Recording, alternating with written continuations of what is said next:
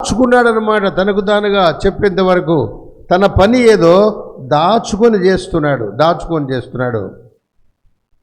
ఫిలిస్తీన్లతో యుద్ధం పడినప్పుడు ఇజ్రాయెల్కు ఫిలిస్తీన్ల పెద్దోడు ఎవడంట? ఆజానుబాహుడు రాక్షసుడు ఎవరు? గొలయ. ఈ గొలయ ఏం చేస్తాడు? కనుపరుచుకుంటాడు. వాడు కొన్ని రోజులు ఒకసారి బయటికి వస్తాడు, ఆ పర్వతం నిలబడుకొని ఇశ్రాయేలులారా, మీరు సౌలు దాసులు కారా? మీరు సౌలు దాసులు కదా, నేను ఫిలిస్తీని కాదా? మీలలో ఒకటి రండి, నేను ఒకటి వస్తాను, మన ఇద్దరం కొట్లాడదాం రాండి అంటాడు. వాడు కనుపరుచుకునేవాడు. ఇది అపవాదికి సంబంధించింది, కనుపరుచుకొని చేసేది. దావీదు ఏం చేశాడు? అంత పోరాడడానికి లోయలోకి దిగి మోకాళ్ళు వంగినాడు. తర్వాత రాళ్ళు ఏరుకున్నాడు, రాళ్ళు తీసుకొని బయటకు వచ్చినాడు. అదే ప్రార్థనా జీవితంలో మోకరించినాడు. మరి ఎవరికి కనబడకుండా మోకరించినాడు. అప్పుడు ఆ అన్నగారు అందరూ సైన్యములు ఉన్నారు, కొండపైన ఉన్నారు. వాళ్ళు ఇటు సైడ్ కొండపైన ఉన్నారు, వీళ్ళు ఇటు సైడ్ కొండపైన ఉన్నారు. ఈ కొండపైన ఉండే ఆయన ఎప్పుడు దిగినాడు? కిందికి దిగేసి కనపడకుండా లోయలోకి వచ్చినాడు, దాక్కున్నాడు, రాళ్ళు తీసుకున్నాడు, బాగా గర్రని ఇడిసి కొట్టేశాడు, ఓడించినాడు. అంటే స్వభావం ఏంటంటే కనుపరుచుకునే స్వభావం. గొలయాది కనుపరుచుకునే స్వభావం, దావీదుది దాచుకునే స్వభావం. ఈయన యెహోషువ గుడారములో నుండి బయటికి రాలేదు. స్నేహితురా, సోదరి, మనం దేవుని పని చేస్తున్నాం అనుకో, ఏమైనా పని చేస్తున్నాం అనుకో, ఇతరులు చూడడానికి కాదు మనం పని చేసేది. ఇది దేవుని మందిరము, దేవుడు చూస్తున్నాడు. నేనేం చేస్తున్నానో వాళ్ళు వీళ్ళు చూడనక్కర్లా. మా మందిరంలో ఒక ఆయన ఉన్నాడు, సామేల్ అని. మేము ఒక నెలకు మరి మందిరము శుభ్రపరిచేది టర్నింగ్ ఇస్తాం.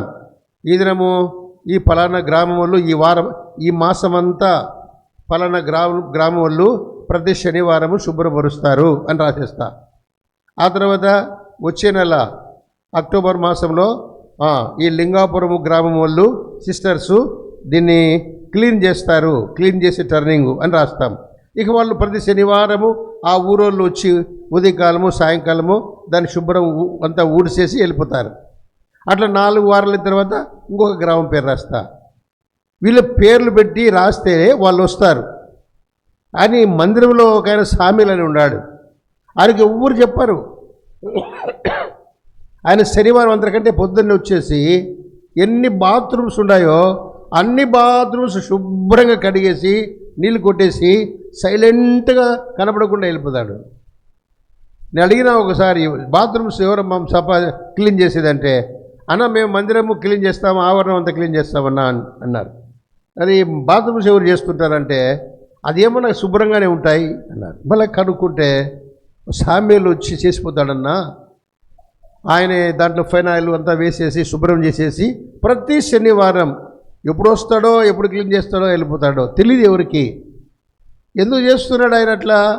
నేను కూడా అడగల, నాకు తెలిసింది కానీ అడగల, చేస్తా ఉన్నాయి. ఆయన ఇష్టం అది. దేవుని మందిరంలో నేను పని చేస్తే దేవుడు చూస్తున్నాడు, వేరే వాళ్ళ కోసం కాదు. దాక్కొని పని చేయడం, యెహోషువకు దాగుకొని పని చేసే గుణం ఉంది. అందుకనే గుడారంలో నుండి బయటికి రాలా. యవన స్త్రీ, నువ్వు ఎలా ఉన్నావు?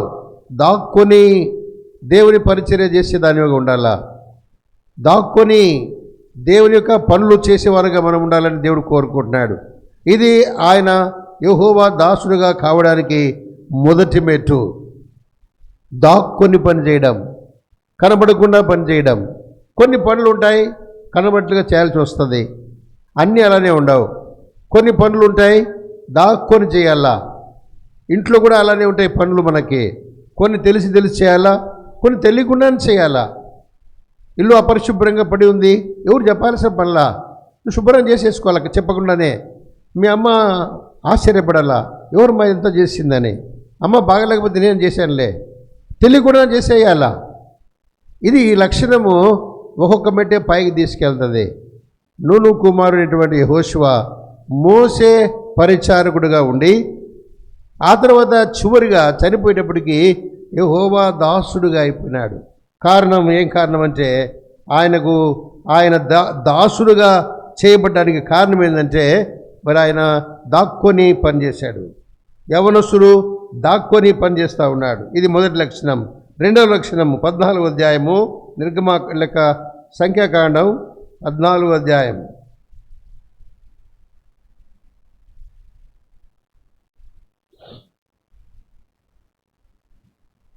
7వ వచనం నుండి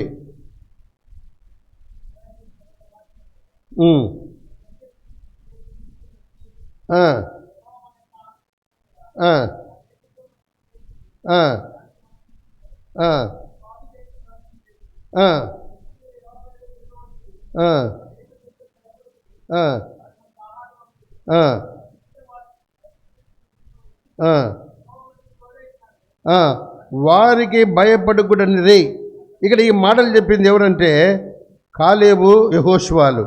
వీళ్ళిద్దరు ఏం చేస్తారు అనగా యెహోషువాని మనం తీసుకుందాం. గూఢాచారిని పంపించినాడు. కనాను దేశం ఎట్లా ఉంటుందో కనుక్కొని రాకుండాని గోత్రానికి ఒకరిని చొప్పున మరి పంపిస్తే వీరు 12 మందిలో ఈయన ఒకడు. వాళ్ళందరూ 10 మంది ఏం చెప్పారంటే వాళ్ళు పెద్ద పెద్ద రాక్షసుల మాదిరి ఉండారయ్యా. కనానీయులు, హివ్వీయులు, హిత్తీయులు, యెబూసీయులు, గిర్గాసీయులు వీళ్ళందరూ చాలా బలాఢ్యులు, వాళ్ళతో మనం పోరాడలేము, కాబట్టి మనం అక్కడికి పోవద్దు, ఆ దేశం మనకొద్దు అని ఏడవడం మొదలుపెట్టినారంట. అయితే యెహోషువ ఏమంటున్నాడంటే అయ్యలారా ఏడవబాకండి, ఆ దేశము దేవుడు మనకి ఇస్తారన్నాడు. విశ్వాసపూరితంగా చెప్తా ఉన్నాడు, విశ్వాసం ఉంచుతూ ఉన్నాడు. దేవుని మాటల యందు విశ్వాసం ఉంచినవాడు. దేవుడు చెప్పినాడు ఇది మీకు ఇస్తాను కరానని, ఆయన ఇస్తాడు. ఇంతవరకు ఆయన చెప్పినన్ని చేసినాడు, కాబట్టి ఇప్పుడు కూడా చెప్పినాడు చేస్తాడు. మీరు భయపడకండి, వాళ్ళు ఎంత బలాఢ్యులైనా మనం గెలుస్తామయ్యా, మీరు భయపడకండి అంటున్నాడు. అదే మాట మనం చదువుకున్నాం. చదవండి, అది 7వ వచనం.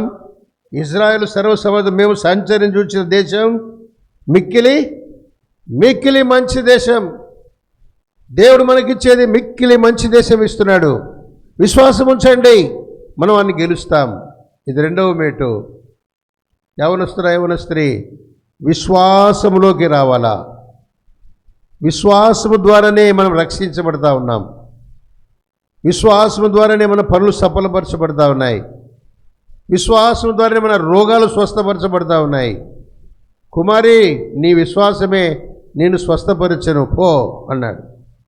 కాబట్టి విశ్వాసము ద్వారానే రోగాల స్వస్థత, విశ్వాసం ద్వారానే మనకు రక్షణ వచ్చింది, విశ్వాసము ద్వారానే మనం సాగెళ్తాం. లోకంలో అందరికీ విశ్వాసం ఉంటుంది. మీ ఇంట్లో మేము టిఫిన్ పెట్టింది అనుకో, తినాలి. ఇప్పుడు ఏమని తింటావు? ప్రార్థన చేసుకుంటావు, సరే, ఏమనుకుంటా తింటావు? ఇందులో విషయం కలిపింది మా అమ్మ అని అనుకుంటావా? మా అమ్మ ఇందులో విషయం వేసింది, ఇందులో వేసింది, ఇది తింటే నాకేమవుతుందో అనుకుంటావా? ఇది మా అమ్మ పెట్టింది, తినేస్తున్నా. మా అమ్మ నాకు మంచిదే పెడుతుంది, మా నాన్న నాకు మంచిది ఇస్తాడు, మా ప్రభువు మాకు మంచిది ఇస్తాడు. విశ్వాసం ఉండాలి ప్రతిదీ. నేను బయట కాలు పెట్టేటప్పుడు విశ్వాసం ఉంటుంది మీకు. అమ్మ పోయేస్తా అమ్మ అంటావు అంటే మళ్ళీ వస్తానని తెలుసు. ఇది లోకంలో జరిగేటన్ని. అయితే ప్రభువు పైన విశ్వాసం అంతర్భాగంలో నుండి రావాలా, లోపల నుండి రావాలా విశ్వాసం. కనాను దేశం చేరడానికి సంపూర్ణమైన విశ్వాసం అవసరం. పరలోకం చేరడానికి నువ్వు విశ్వాసముతో ప్రార్థన చేయాలా. యేసు ప్రభువా, నేను పాపిని, నన్ను క్షమించు, విశ్వాసంతో ప్రార్థన చేస్తున్నాను. ఆయనను క్షమించేస్తాడు. ఏమని విశ్వాసం ఉండాలా? నువ్వు దేవుని కుమారుని విశ్వాసం ఉంచున్నావా అని అడిగితే, నేను జీవుల దేవుణ్ణి నేను విశ్వసిస్తున్నాను అంటాడు. అపోస్తుల కార్యములు దయచేసి గమనించండి. అక్కడ నపుంసకుడు అనేటువంటి ఒక మరి అధికారి బాప్తిసం తీసుకునే ముందుగా ఈ మాట అంటాడు, నువ్వు దేవుని కుమారుని విశ్వాసం ఉంచుతున్నావంటే ఆయన విశ్వాసం ఉంచుతున్నానంటాడు. గమనించండి, 8వ అధ్యాయం ఆ, అది కింద రాస్తారు కదా, 35 చదువు. ఆ, ఆ, ఆ, ఆ, ఆ, ఆ, ఆ, ఆ. రథం నిలిపేసాయి, నేను బాప్తిసం తీసుకోవాలా అని ఇద్దరు దిగినారు.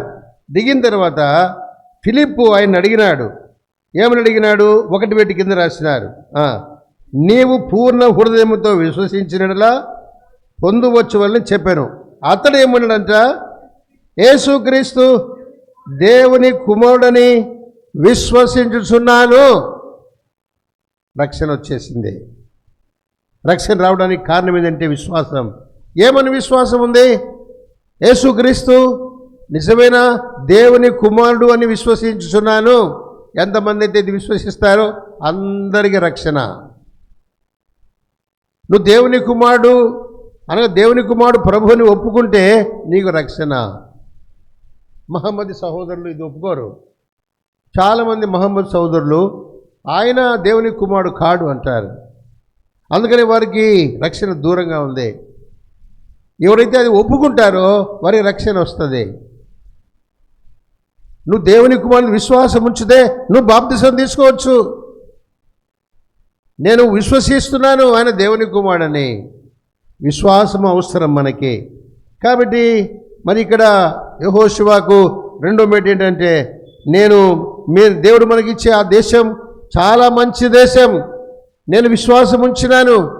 వాళ్ళందరూ రాక్షసులందరూ చంపేస్తాం వాళ్ళని, మీరు భయపడబాకండి, మనం గెలుస్తాం వాళ్ళతో. కాబట్టి దేవుని విశ్వాసం ఉంచమని ఆయన మాట్లాడుతొచ్చాడు. ఇది రెండవది. మొదటిది ఏంది? దాక్కొని ఉండే గుణం, కనబడకుండా పనిచేసే గుణం ఆయనను మెట్టుమెట్టుకు పైకి తీసుకెళ్ళింది. రెండవది విశ్వాసం ఉంచినాడు. తర్వాత 27వ అధ్యాయం సంఖ్యాకాండం 27వ అధ్యాయము 18వ వచనం. అందుకు యెహోవా మోషేతో, నూను కుమారుడు యెహోషువ ఎలాంటి వాడంట? ఆత్మను పొందినవాడు. దేవుడు మనలో ఒక ఆత్మ ఉంచినాడు. మన శరీరము దేంతో మిళితమైంది? శరీరము, ఆత్మ, ప్రాణం. జంతువులకు ఈ 3 ఉన్నాయా? జంతువులకు ఏం లేదు, ఆత్మ లేదు. వాటికి ప్రాణం ఉంది, శరీరం ఉంది, ఆత్మ ఉండదు. మానవునికి దేవుడు శరీరం ఇచ్చినాడు, తర్వాత ప్రాణం ఇచ్చినాడు, ఆత్మనిచ్చినాడు. ఈ ఆత్మ దేవుడిచ్చినాడు. ప్రతి మనిషికి ఆత్మ దేవుడిచ్చినాడు. అది పరిశుద్ధంగా ఇచ్చినాడు. అయితే అది ఏమైందంటే అపరిశుద్ధపరచబడింది. భూలోకములకు వచ్చిన తర్వాత అపరిశుద్ధపరచబడింది. దావీదంటాడు, నేను నా తల్లి గర్భంలో నుండే పాపముతో బయటకు వచ్చిన. కానీ భూలోకములకు వచ్చిన మానవుడు అందరూ అపవిత్రులైపోయినారు. ఆ ఆత్మను పరిశుద్ధపరచుకోవాలా. ఈ ఆత్మ ఒకరోజు దేవుని దగ్గరికి పోతుంది. మన్నైనది వెనకటి వల్లనే మరల మన్ను చేరుతుంది. ఆత్మ తాను దయచేసి దేవుని దగ్గరికి పోతుంది కానీ నిలబడిపోతుంది మధ్యలో. ఎందుకంటే అవతల దేవుని ఆత్మ పరిశుద్ధంగా ఉంది, ఇక్కడి నుంచి పోయిన ఆత్మ అపరిశుద్ధంగా ఉంది. కాబట్టి నిలబడిపోతూ ఉంది. ఎన్ని వందల వేల ఆత్మలు నిలబడిపోయినాయి. దేవుడు కనికరించినాడు. దేవుడు చూస్తున్నాడు, వీళ్ళన్ని ఆత్మలని నావే, ఇవన్నీ అంధకారంలోకి వెళ్ళిపోయినాయి, వీళ్ళందరూ నా నుండి దూరం అయిపోయినారు. అందుకనే మనల్ని ప్రేమించినాడు. దేవుడు లోకమును ఎంతో ప్రేమించినాడు.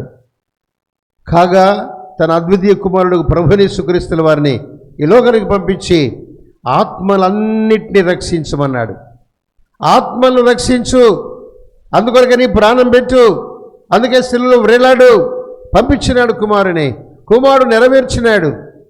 2024 సంవత్సరాల క్రితమే ఆయన వ్రేలాడి రక్తం చిందించి ఎవరైతే ఆయన దగ్గరికి వస్తారో వాళ్ళని పరిశుద్ధపరుస్తూ ఉన్నాడు.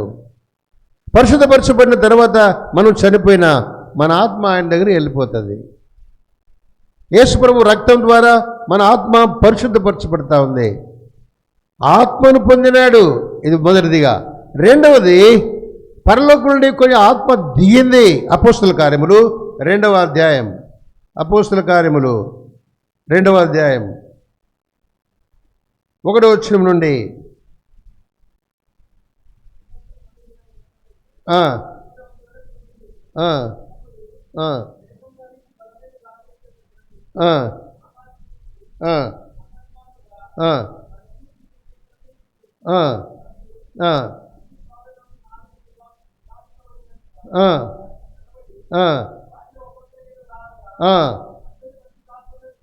ఆ పరిశుద్ధాత్మతో నిండిన వారై వాక్శక్తి అనుగ్రహించుకొలది వారు అన్య భాషలతో, దేవుని ఆత్మ అలా దిగింది. ఇది రెండవది.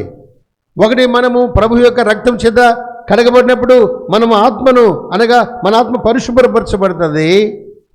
అట్లా కాకుండా దేవుడు కొంతమందికి తన ఆత్మను పంపిస్తాడు.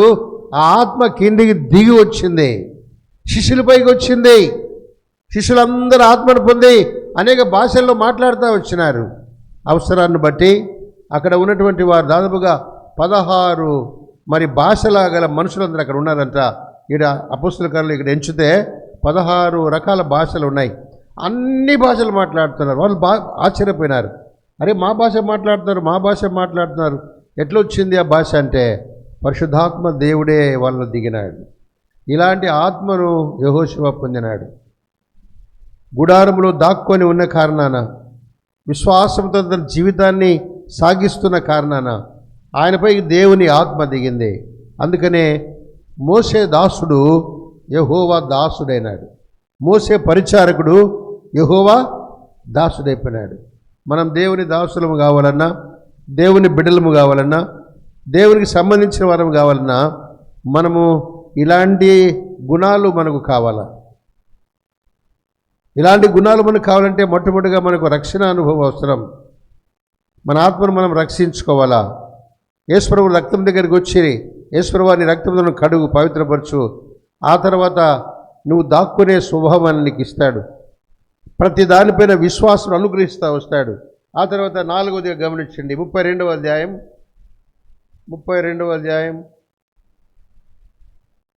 దయచేసి 10-11 లేక 11 వచనం.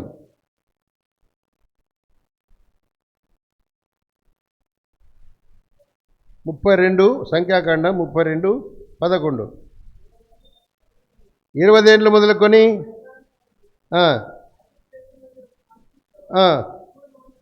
పూర్ణ మనస్సుతో యెహోవాను అనుసరించిన, పూర్ణ మనస్సుతో దేవుణ్ణి అనుసరించినాడు.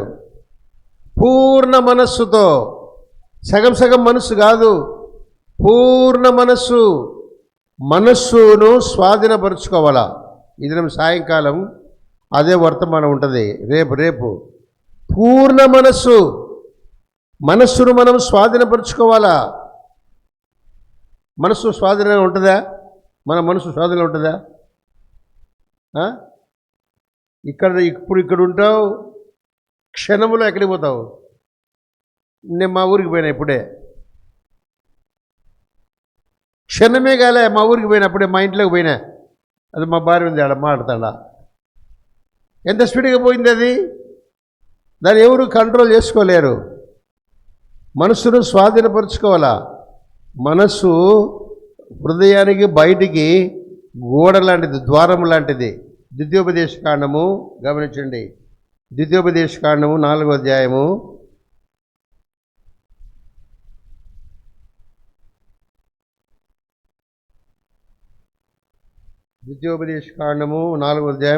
9వ వచనం.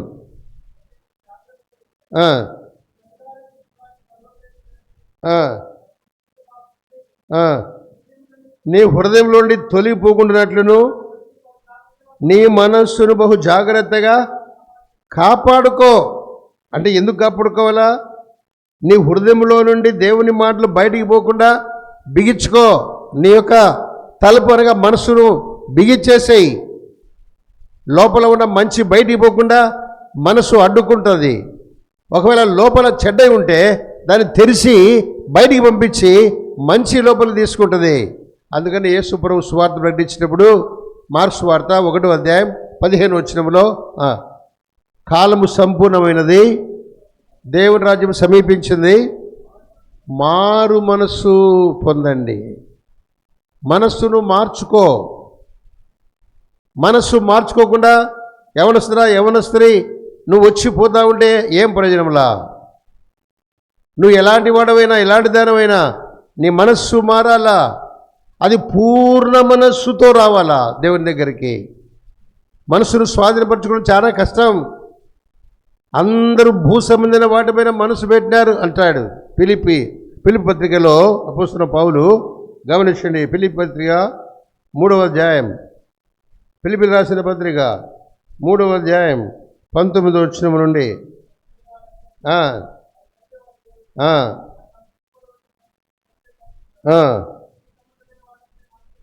ఎక్కడుంటారంట?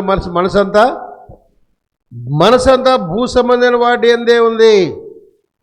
మీరు పైన నీ మనసంతా పైన ఉండాలా. భూ సంబంధమైన మనసు ఉంటే యేసుప్రభువు వచ్చినప్పుడు భూమి లాక్కుంటుంది. నువ్వు పరలోకం పైన మనసు పెట్టుకుంటే ఆయన వచ్చినప్పుడు పరలోకం లాక్కుంటుంది. అయస్కాంతము ఆకర్షించినట్లుగా ఎట్లా ఎగిరిపోతారు దేవుని బిడ్డలు? యేసుప్రభువు వచ్చినప్పుడు మధ్యాకాశంలో ఎగిరిపోతారంటే వాళ్ళ ఆశలు వాళ్ళ కోరికలు అన్నీ పైకి సంబంధించినవిగా ఉంటాయి, పరలోకానికి సంబంధించినవి ఉంటాయి. వాడు నిద్రపోతున్నా లేచినా మేలుకున్నా వాటి గురించి ఆలోచన చేస్తూ ఉంటారు. అందుకే ఆకర్షణ పరలోకం వైపు వెళ్తుంది, భూమి ఇడిచిపెడుతుంది వాళ్ళని. కానీ భూ సంబంధమైన ఆశలు ఉంటే భూమి లాగేసి పట్టుకుంటుంది అంతే. ఇనుమును పట్టుకునే ఇక్కడ పట్టుకుంటుంది, నువ్వు ఎగిరిపోలేవు. బూర ఊదినప్పుడు పైకి వెళ్ళిపోలేవు. పూర్ణ మనస్సుతో యెహోవాను అనుసరించినాడు. నువ్వు ఎవరైనా సరే, చిన్నవైనా పెద్దవైనా యవనస్తుడవైనా, ఎలాంటి పరిస్థితులు ఉన్నా నీ మనస్సు దేవునికి ఇచ్చేయి. నీ మనస్సును మారు మనస్సు చేసుకో. యేసు ప్రభు మొట్టమొదటిగా మనస్సును గురించి మాట్లాడినాడు. దేవుని రాజ్యము సమీపించింది, మారు మనస్సు పొందండి అని అన్నాడు. మనస్సు ముఖ్యమైంది. దొంగవైని ఉన్న దురితంబులెన్నున్న దోషంబుల క్షమించు తనగలువ రక్తముచే. దొంగవైని ఉన్న దురితంబులెన్నున్న దోషంబుల క్షమించు తన శిలువ రక్తముతో కలిగినాని మనము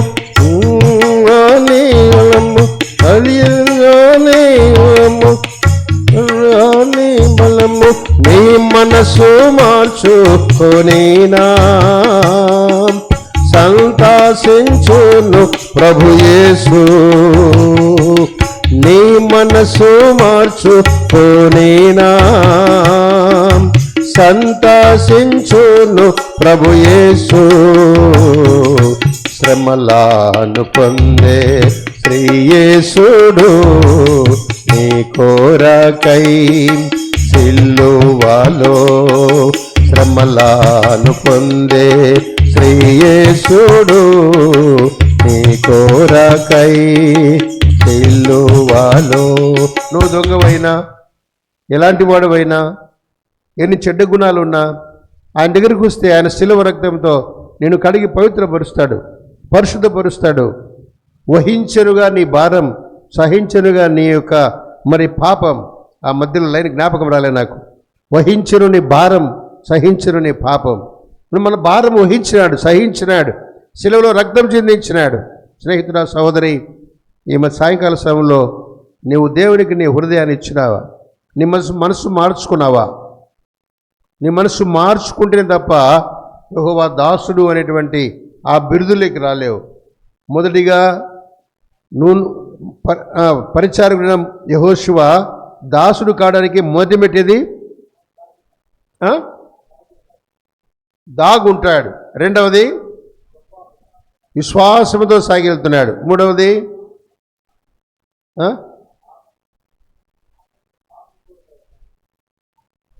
ఆత్మను పొందినాడు. నాలుగవది ఇక్కడ 32:11 సంఖ్యాకాండం పూర్ణ మనస్సుతో. ఇప్పుడు ద్వితీయోపదేశకాండం 34వ అధ్యాయం.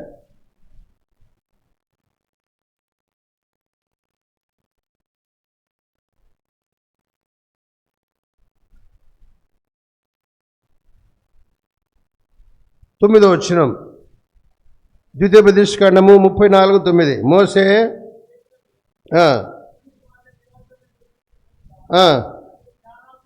జ్ఞానాత్మపూర్ణుడాయను. జాషువా 5వదిగా ఏమైనాడంట? ఆత్మ ఆల్రెడీ వచ్చింది, దానికి తోడుగా జ్ఞానం వచ్చింది. జ్ఞానాత్మపూర్ణుడైపోయినాడు. ఆత్మను పొందినవాడు దేవుడు కనికరించి ఆయనకు జ్ఞానం కూడా అనుగ్రహించినాడు. ఎవరికైనాను జ్ఞానము కొదువుగా ఉన్నడలా ఎవరిని అడగాలంట? ఎవరిని అడగాలమ్మా? యాకోబు పత్రికలో, యాకోబు పత్రిక, ఎవరికైనా జ్ఞానము కొదువుగా ఉన్నడలా ఎవరిని 5వ వచనం 1వ అధ్యాయం యాకోబు 1:5. మీలో ఎవరికైనా దేవుని అడగవలెను, అప్పుడది అతనికి అనుగ్రహింపబడును. దేవుని అడగాల. నీకు జ్ఞానం కావాలంటే దేవుని అడగాల. అనగా ఇక్కడ యెహోషువ దేవుని బ్రతిమాలేవాడుగా, దేవునికి ప్రార్థన చేసేవాడుగా మనకు కనపడుతున్నాడు. జ్ఞానాత్మపూర్ణైపోయినాడు, ప్రార్థనాపరుడైపోయినాడు, జ్ఞానమును ఆత్మను సంపాదించుకున్నాడు. కారణాన యెహోవా దాసుడైపోయినాడు. ఆయన ఎక్కడున్నాడు, ఎక్కడికి వచ్చినాడు అనేది చెప్తున్నా మీకు బ్రీఫ్గా. 4 గంటలకు లోపు అయిపోజేయాలి కాబట్టి నేను పైన చెప్తా వచ్చిన. ఆయన ఎలా ఉన్నాడంటే మోషే పరిచారకుడుగా ఉన్నాడు మొదటి అధ్యాయంలో. చివరి అధ్యాయంలో యెహోవా దాసుడైపోయినాడు. ఏం చేసినాడు యెహోవా దాసుడు కావడానికంటే ఈ విషయాలు గమనించిన 5 విషయాలు. చివరిగా జ్ఞానాత్మపూర్ణుడైపోయినాడు ఆయన. మనము దేవుని దాసులముగా, దేవుని బిడ్డలముగా కావడానికి మనకు జ్ఞానం అవసరం. ఎవరికైనా జ్ఞానము కొదువుగా ఉంటే ఎవరిని అడగాలంట? దేవుని అడగాల. ఇంకొక లాభం ఏంటంటే జ్ఞానము గల కుమారుడు ఎవరిని సంతోషపడతాడు? తల్లినా తండ్రినా? తండ్రిని. సామెతల గ్రంథం 10వ అధ్యాయం 1వ వచనం. సామెతలు 10:1. జ్ఞానము గల కుమారుడు తండ్రిని సంతోషపరుస్తాడు. బుద్ధి లేని కుమారుడు తల్లికి దుఃఖం పుట్టిస్తాడు. తండ్రి పరలోకపు తండ్రిని దుఃఖపెడతాడు. తల్లి సంఘాన్ని గురించి మాట్లాడుతుంది, సంఘమునకు దుఃఖపెడతాడు. నువ్వు మందిరంలో ఉంటావు, విశ్వాసిగానే ఉంటావు, నీకు జ్ఞానం లేకపోతే సంఘాన్ని దుఃఖపెడతావు, నీ ఇంట్లో దుఃఖపెడతావు, పరలోకపు తండ్రిని దుఃఖపెడతావు. జ్ఞానము గల కుమారుడు తండ్రిని సంతోషపరుస్తాడు. దేవుని మనం సంతోషపరచాలా. యోహాను మొదటి పత్రికలో మనం చదువుకున్నాం, దేవుని వాక్యం మేందు నిలుచుచున్నది గనక మీరు బలవంతులు, మీరు దుష్టును జయించినారు. దుష్టును జయించడానికి దేవునికి సమర్పిస్తులుగా ఉండాలా, దేవుని దాసులుగా ఉండాలా, దేవుని బిడ్డలుగా ఉండాలా. ఒకవేళ దుష్టునికి సమీపంగా ఉంటే నువ్వు జయించలేవు, లోకంలోనే ఉండి వెళ్ళిపోతావు.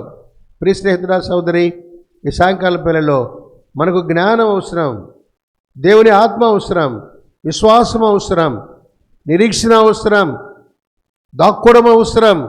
ఇవన్నీ మనం వరుసగా మనం చేసుకుంటూ వస్తే మన దేవుని దగ్గరికి తీసుకెళ్తాయి. అనగా దేవునితో సంబంధం కలిగి మనం జీవిస్తాం.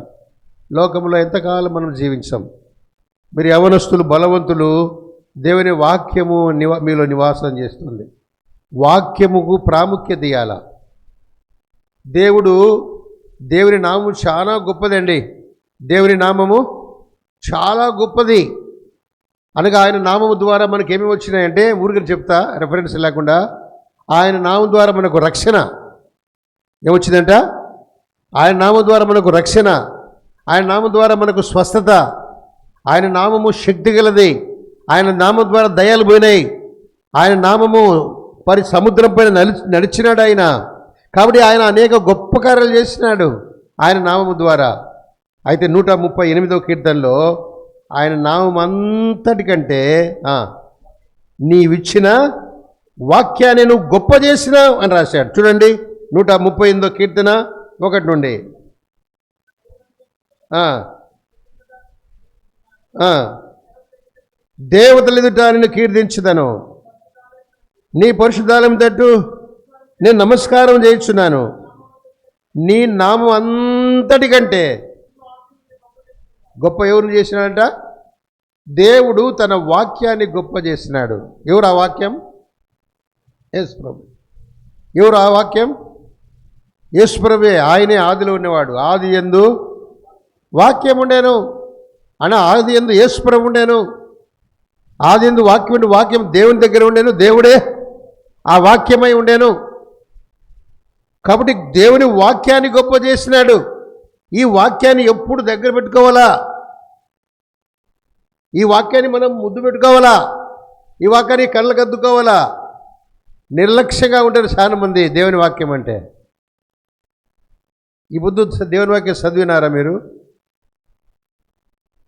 ఎంతమంది చదివినారా అనలే, అడగను. సగం మంది కూడా చేతులు ఎత్తలేరు, నాకు తెలుసు. ఊరికే వస్తున్నాం అంతే, వెళ్ళిపోతున్నాం, భయం లేదు. దేవుని వాక్యము నువ్వు చదవాలా. దేవుని వాక్యం, ఇది దేవుని వాక్యమేనా? ఇందులో ఎన్ని గ్రంథాలు ఉన్నాయి? ఎన్ని గ్రంథాలు ఉన్నాయి? ఎన్ని గ్రంథాలు ఉన్నాయి? ఎన్ని గ్రంథాలు ఉన్నాయి? 66. 66 కాదనే వారి చేతులు ఎత్తండి. ఎన్ని గ్రంథాలు ఉన్నాయి దీంట్లో? మీరు దేవుని వాక్యం చదువుతున్నారా లేదా దానికి ఇది ఒక్కటి చాలు. మళ్ళీ అడుగుతున్నా, ఇందులో ఎన్ని గ్రంథాలు ఉన్నాయి? అమ్మా, ఇప్పుడు వెలిగింది బల్బు. బల్బు వెలిగింది ఇప్పుడు కదా. ఎన్ని గ్రంథాలు ఉన్నాయి? 66. ఇంకా 66. 2 గ్రంథాలు ఉన్నాయా? ఎన్ని గ్రంథాలు ఉన్నాయి చెప్పండి? ఏదేది? పాత నిబంధన గ్రంథం. మరి 66 అంటారే అంటే నువ్వు ఎంత బాగా చదువుతున్నావు నాకు అర్థమైపోయింది అనమాట. ఎవరు అన్యులు అడుగుతారు నిన్ను, ఎన్ని గ్రంథాలు ఉన్నాయి మీ బైబిల్లో అంటే 66 అంటావా? 2 గ్రంథాలు ఉన్నాయి. ఇప్పుడు చెప్పండి ఎన్ని పుస్తకాలు ఉన్నాయి? ఇదందరికీ తెలుసు. మొదటి గ్రంథంలో ఎన్ని పుస్తకాలు ఉన్నాయి? మొదటి గ్రంథంలో 39. రెండవ గ్రంథంలో కాండాలు ఎన్ని ఉన్నాయి? అందరిలే ఎన్ని కాండాలు ఉన్నాయి? కీర్తనలో ఎన్ని అధ్యాయాలు ఉన్నాయి? 130, 150. ప్రకటనలో ఎన్ని అధ్యాయాలు ఉన్నాయి? 22. సరే, చదువుతూ ఉన్నారు కానీ ఇంకా బాగా చదవాలా. దేవుని వాక్యాన్ని గొప్ప చేసినాడు. దేవుని వాక్యం ఎట్లా చదవాలా? ఎట్లా చదవాలా? నా మోకాళ్ళు 2 ఆపరేషన్ చేసినారు, మీకు తెలుసో తెలీదో. లేకుంటే నేను ఎప్పుడు చైర్లో కూర్చుండేవనే కాదు, మోకాళ్ళ మీదనే ప్రార్థన చేస్తా. నేను ఇప్పుడు 70, నా వయసు ఎంత? 70. ఎంతమ్మా నా వయసు? ఇప్పుడు కూడా నేను మోకాళ్ళ మీదనే ఉండాలనుకుంటా, కానీ 2 మోకాలు ఏం చేశాడు దేవుడు? కత్తిరించినాడు. అందుకనే ఇప్పుడు నేను నిలబడి ప్రార్థన చేస్తా. చాలామంది అనుకుంటున్నారు ఏమై ఆయన నిలబడి ప్రార్థన చేస్తారని. అది నా ప్రాబ్లం అది. కానీ దేవుని వాక్యం ఎటు చదవాలా? ఎటు చదవాలంట? మోకాళ్ళ పైన చదవాలా. ఈ సియోను గీతాలలో వాక్యము అనే హెడ్డింగ్లో ఫస్ట్ పాట ఉంటుంది. ఏమని? వాక్యము అనేటువంటి దాంట్లో ఫస్ట్ మొదటి పాట. పాత క్రోతని బంధనలందున 66 పుస్తకముల్ పేర్లు తెలియవలెనని నా దైవ కృపాచే విభజించి పడవలయున్. పేర్లు తెలియవలెనని నా దైవ కృపాచే విభజించి పడవలయున్. పాత నిబంధన యందున, పాత నిబంధన 39 మరి క్రొత్త నిబంధన యందున 20 7 పుస్తకములును, మరి క్రొత్త నిబంధన యందున 27 పుస్తకములును. చెప్పమంటారా? వరుసగా అన్నీ పాట పాడితే అన్నీ వస్తాయి. ఈ పాట నేర్చుకుంటే అన్నీ వస్తాయి. ఎక్కడెక్కడ ఉండేది? ఆది కాండము, నిర్గమ కాండము, లేవియ కాండము, సంఖ్య ద్వితీయోపదేశ కాండములే, యెహోషువ, న్యాయాధిపతులు, రూతు, మొదటి సమూయేలు, 2 సమూయేలు, మొదటి 2 రాజులు. నేను పాడుకుని నేను మా ఇంటికి పోవాలంతే. మీకేం పట్టలే, నువ్వు పాడుకోపో, నీకు తిక్కబట్టింది. ఆ పాట పాడితే అన్ని పుస్తకాల పేర్లు వస్తాయి. చివరి వచ్చినాం 66 దేవుని చేత నీయబడిన వేదము, 66 దేవుని చేత నీయబడిన వేదము, దాని మోకాల మీద ప్రార్థన తోడ అనుదినమును చదువుడి, దాని మోకాల మీద ప్రార్థన తోడ అనుదినమును చదువుడి. దాని మోకాళ్ళ పైన ప్రార్థనా పూర్వకంగా, ప్రభువా చదువుతున్నాను, నన్ను దర్శించు, ఏదో ఒక వాక్యం ద్వారా నాతో మాట్లాడు అని ప్రార్థన చేసి నువ్వు తెరిస్తే దాంట్లో ఏదో ఒక వాక్యము నేను పట్టుకుంటుంది, ఏదో ఒక కొత్త విషయం తెలుస్తుంది, ఏదో ఒక కొత్త విషయం. ఆ విషయం నీకు సంతోషం, ఆనందం కలిగిస్తుంది. నాకు అనేక పర్యాయాలు అట్లా జరిగింది. నేను చదువుకునేటప్పుడు ఎంతో కొత్తగా ఉంటుంది. ఇది చాలాసార్లు చదివినా కానీ ఈ తలంపు రాలేదు అనుకుంటా, ఉన్నట్టుండి వస్తుంది. ఉదాహరణ చెప్తా మీకు ఫ్రాంక్లీ. బండ అంటే ఎవరు? ఎస్ ప్రభు. రాయి అంటే ఎవరు? ఏమది పేతుకు రాయి అని పేరు పెట్టినాడు? నేను కేఫానే. కేఫా అంటే రాయి. ఎందుకు రాయి పెట్టినాడు పేరు? మీరు ఆలోచన చేసుకుంటూ ఉండండి, వచ్చే సంవత్సరం మళ్ళీ వస్తాను నేను.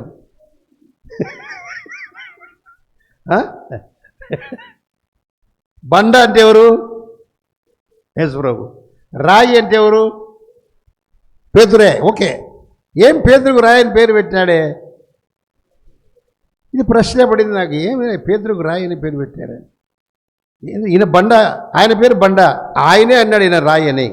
రాయి అంటే ఎవరు? పేతురు కదా, కేఫా. నువ్వు పేతురువు, కేఫా. మత్తయి సువార్త 16వ అధ్యాయంలో చూడ మాట ఉంటుంది. మత్తయి సువార్త 16వ అధ్యాయం.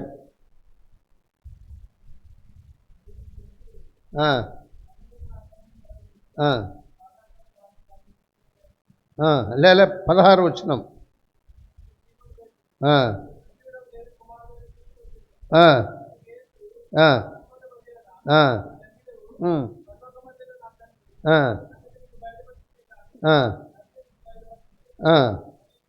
మరియు పేతురు కాడ 3 పెట్టి కింద రాసినారు. రాయి పేతురు అంటే నువ్వు రాయి. పేతురు అనే సిమోను, నువ్వు రాయివయ్యా, నువ్వు రాయివి. ఎందుకు ఆయనకు రాయి పేరు పెట్టినాడు? చాలాసేపు పట్టింది, అర్థం కాల రాయి ఎందుకు పేరు పెట్టినాడు. ఒక చిన్న మాట దొరికినప్పుడు ఏం చేయాలంటే టైం చూసుకొని, నీకు టైం ఉంటే స్టడీస్కి పోవాలా, స్టడీస్ ఉన్నాయంటే అది వేరే విషయం. సమయం ఉన్నప్పుడు వేరే ఆ విషయం ఈ విషయం చేయకుండా దేవుని వాక్యమును నువ్వు అట్లా ఒకసారి మననం చేస్తే అదే ధ్యానించడం అంటే. అది ఒకసారి జ్ఞాపం చేసుకుంటా పోతే అద్భుతమైన సంగతులు దొరుకుతాయి.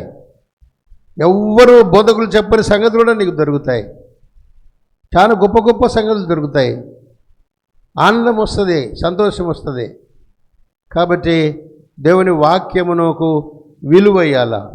మీరు బలవంతులు యవ్వనస్తులారా, ఎందుకంటే దేవుని వాక్యము మీలో నివాసం చేస్తుంది.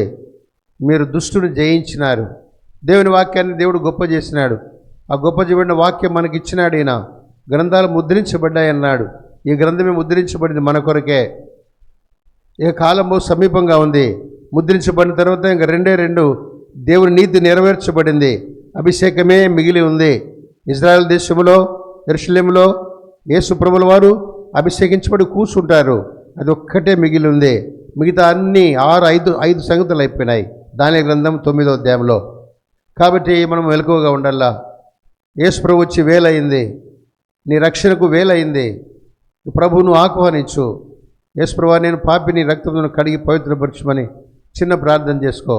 నేను విశ్వాసంలో తీసుకొస్తాడు, నిన్ను గుడారంలో దాచుతాడు, నీకు జ్ఞానాత్మలు ఇస్తాడు, ఆత్మని ఇస్తాడు, తనకు విశ్వాసాలను అనుగ్రహిస్తాడు ఆయన.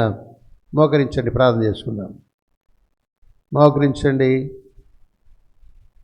2 నిమిషాలు. నీ అంతకు నువ్వే ప్రార్థన చేసుకో 2 నిమిషాలు. యవనస్తుని ఎక్కువ వాక్యం ఏం చెప్పలేదు నేను. దేవుని వాక్యము మీలో నివసిస్తుంది. మీరు బలవంతులు. ఎందుకు ఆ బలం అవసరం అంటే దుష్టుని జయించినారు. నువ్వు దుష్టుని జయిస్తా ఉన్నావా? దుష్టుని జయించడానికి మన చేత కాదు, దేవుని వాక్యము చేతనే యేసు ప్రభు దుష్టుని జయించినాడు.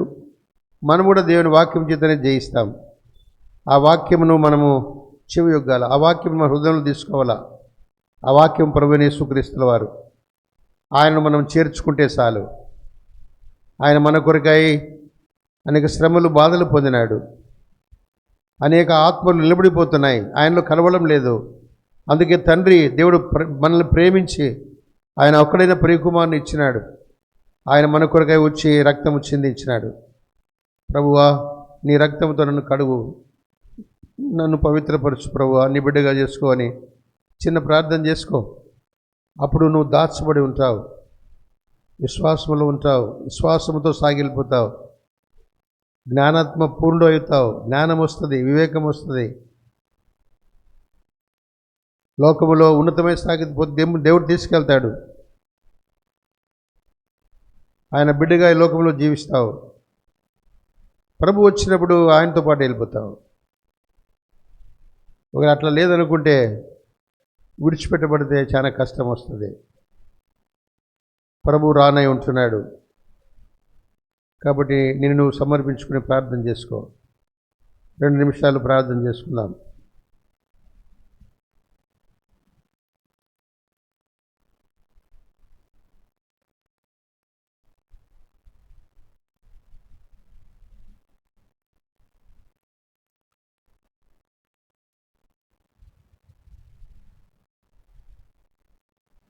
ప్రేమగల దయగల పరలోకపు తండ్రి, నీకు స్తోత్రం చెల్లించుకుంటున్నాం. కొద్ది సమయం యవనస్తులతో గడపడానికి ఇచ్చిన ధన్యతను బట్టి వందనాలు. దేవా, మేము దుష్టుని జయించాలని మీరు కోరుకుంటా ఉన్నారు. అందుకు మీ వాక్యం మాకు అవసరం. ఆ వాక్యాన్ని మేము శ్రద్ధగా నేర్చుకోవాలంటే తండ్రి యెహోషువను మనకు చూపించినారు. యెహోషువ మోసే పరిచారకుడు, అయితే యెహోవా దాసుడైపోయినాడు. దానికి కారణాలు కొన్ని చూసాం మేము. దేవ, కనికరించుము. అట్లు మేము కూడా అలాంటి వారుగా ఉండడానికి మీరు సాయం చేయండి. దేవుని వాక్యపైన ఎక్కువగా శ్రద్ధ పెట్టి నేర్చుకోవడానికి, చదవడానికి, ధ్యానించడానికి సహాయం చేయండి. ఎవరైతే రక్షణ కొరకు ప్రార్థన చేస్తున్నారో వారిని రక్షించుము, వారిని పట్టుకొనుము, వారిని నడిపించుము. కఠినపరుచుకొని వెళ్తున్న వారితో మాట్లాడము, విడిచిపెట్టద్దు. దేవ, మీరు అక్కడ సమీపంగా ఉందని మీరు తెలియజేస్తూ వస్తూ ఉన్నారు. ప్రతి మీటింగులో మీరు మాట్లాడుతున్నారు. మీరు రాబోతూ ఉన్నారు తండ్రి. లోకములో అంచె దినాల్లో ఏం జరుగుతాయో మేము చూస్తున్నాము కల్లారా. దేవ, కనికరించుము. ఇక్కడ ఉన్నటువంటి ప్రతి ఒక్కరిని మీ చెంతకు చేరడానికి యోగ్యులుగా చేయము, రక్షించుకొనుము. శారీరకంగా పిల్లల్ని ఉన్నతమైన స్థాయికి తీసుకెళ్ళము. వారి స్టడీస్లో, వారి ఇంటిలో, వారి డ్యూటీలలో అన్నింటిలో నీ కృపను వారికి చాలినంతగా దయచేయము. ప్రభా, మరి ఇంతవరకు మీ మాతో ఉంచినారు. తిరిగి ఇప్పుడు గాస్పల్ కొరకే వెళ్తున్నారు. తోడుగా ఉండము. యేసు ప్రభు పరిశుద్ధ నామములో వేడుచున్నాం తండ్రి. ఆమేన్. Praise the lord.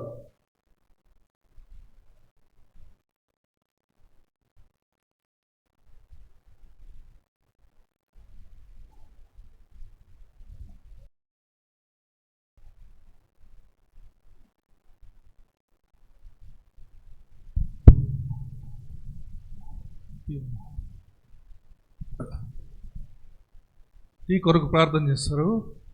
తర్వాత మీరు యవనస్తులు వెళ్ళి టీ తీసుకోండి. సిస్టర్స్ టీ ఎవరైనా తాగాలంటే త్వరగా తాగేసేసి ఒక పావుగంట ప్రార్థన చేసుకుందాం సువార్త కొరకు. ఒక పావుగంటలో మనం బయలుదేరుతాం. 4:40కి అట్లా బయలుదేరుతాము. మీరు సిస్టర్స్ ఎవరైనా టీ తాగాలంటే ఇప్పుడు ఇస్తారు, అక్కడ ప్రార్థన చేసిన తర్వాత తీసుకొని ప్రార్థన కూర్చోండి. ప్రేమ కలిగిన తండ్రి, పరిశుద్ధుడైన ప్రభువా, మందిర సమృద్ధి నుంచి యవన బిడ్డల కొరకు ఆయన సిద్ధపరిచినటువంటి టీని ఆశీర్వదిస్తున్నామని ప్రార్థిస్తున్నాం. ప్రీతండ్రి, మీ దాసుని ద్వారా ఏదైతే ప్రభు ఈ దినము మీ వాక్యమునైనా విత్తబడిందో నీరు కట్టి ఫలింపచేయి. సువార్త కొరకే మమ్మల్ని సిద్ధపరుస్తురమ్మని యేసు ప్రభునామమున ప్రార్థించి అడిగి వేడుచున్నాం తండ్రి. ఆమేన్. ఇలా త్వరగా టీ తీసేసుకొని మైక్